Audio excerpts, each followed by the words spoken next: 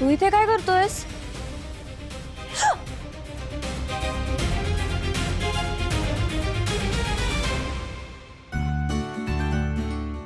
आई काय हे, मला वाटलंच होतं हळद झाल्या झाल्या तुम्ही स्वयंपाकघरात याल म्हणून.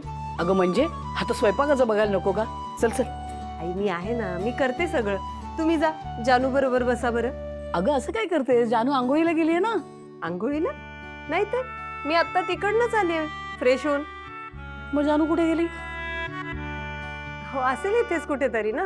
वहिनी, आई, अगं जानू आहे का इकडे? नाही ग, इथे नाही आली. अगं तिला ते डाळीचं पीठ लावायचं होतं ना, म्हणून तिला शोधतेय मी. कुठे दिसतच नाहीये. आपली जानू पण ना, आज तिची हळद आहे पण एका ठिकाणी बसेल तर शपथ. मला तर बाई जयंतची काळजीच वाटायला लागली आता. भावना पण जरा बघ बाळा, ती कुठे ओसरीत पाहिलंस का? मी बघते, परसदारात बघते. द्या.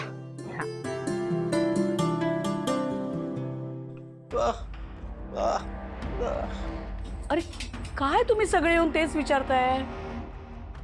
भावना गेली बघ परसदारात शोधायला तिला.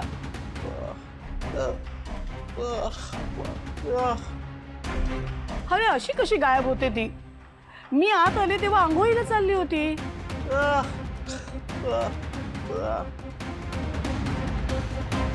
तू तू परसदारात नीट बघ जा. आई, अगं मागे कुठेच नाही दिसत आहे जानू. अरे देवा, मग गेली कुठे अशी कुणाला न सांगता? त्या मुलीला पण कळत नाही, असं हळदीच्या अंगाने बाहेर जाऊ नये. मला तर काही कळतच नाहीये कुठे गेली असेल जानू. भावना तू जरा सिद्धूला सांग बघू, जरा बघून ये म्हणून. वेंकी तू पण जा, कोपऱ्यापर्यंत जाऊन ये. मी यांना सांगते, ते जानूच्या मित्रमैत्रिणींना फोन करते. तू बघ आई, तू टेन्शन घेऊ नको, मी सिद्धिराजला सांगते. हा आले. काय कळत नाही या मुलीचं काय करायचं. अशी अचानक कशी गायब होते? त्या दिवशी मेहंदीच्या दिवशी पण आणि आता पण.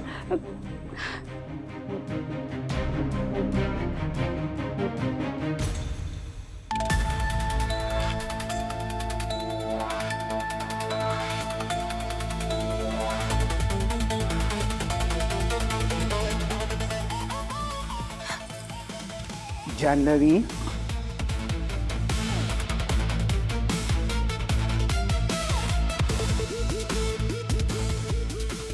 तुला माझा आवाज ऐकू येतोय? तुझं सगळं लक्ष या पेंड्युलम वर फोकस कर. बघ,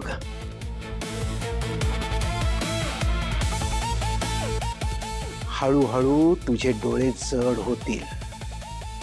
स्वतःला मोकळं सोड जान्हवी आणि फक्त माझा आवाज ऐक.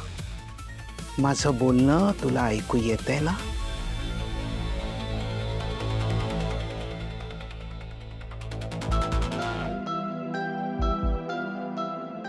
जान्हवी, जान्हवी दळवी, तुला माझं बोलणं ऐकू येतंय का?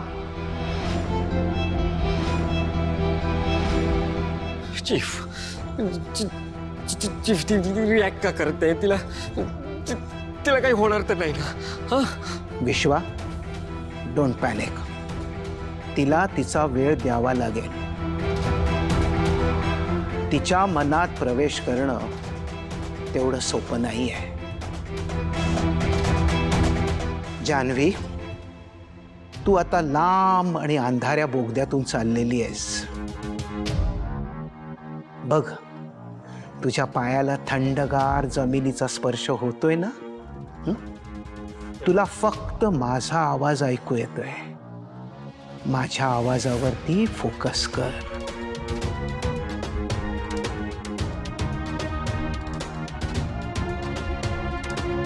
जान्हवी, घाबरू नकोस. तू ह्या प्रवासामध्ये एकटी नाहीयेस. मी आहे ना तुझ्या बरोबर. फक्त माझ्या आवाजावरती फोकस कर. आपल्या दोघांना खूप लांब जायचं आहे. जान्हवी, आठवतंय का तुला? हो. आठवतंय. आठव जान्हवी, काही महिन्यापूर्वी तू कुठे होतीस? तुला सगळ्यांपासून खूप लांब निघून जायचं होतं आणि तशी तू निघून गेलीस. तुझ्या आजूबाजूला खोल समुद्र होता आणि त्या निळ्या शार पाण्याच्या मधोमध तू उभी होतीस. जान्हवी, आठवतंय का तुला? आठवतंय मला.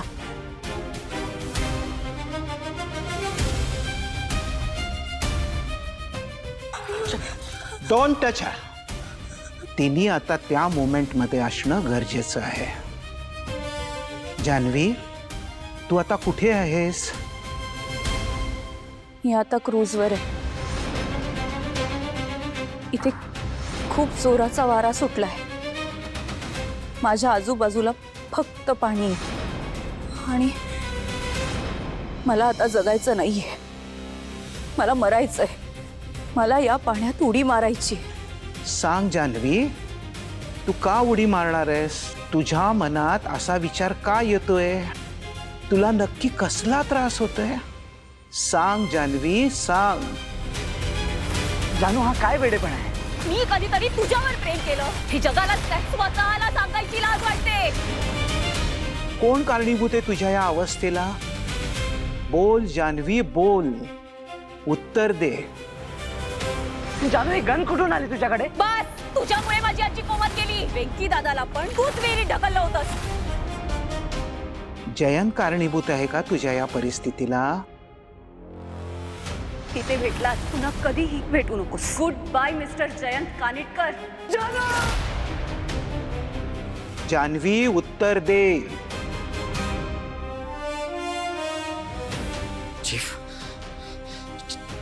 चीफ चीफ हे काहीच का बोलत नाहीये. तिला त्रास होतोय का सगळ्याचा? सांगा ना चीफ.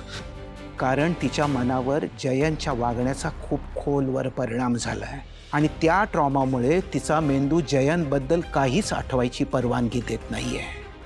तिचा तो भयानक भूतकाळ तिच्या आठवणींना ब्लॉक करतोय. आपल्याला खूप प्रयत्न करून तो ब्लॉक तोडावाच लागेल. जान्हवी, तुला बोलावंच लागेल. जयंतनी काय केलंय?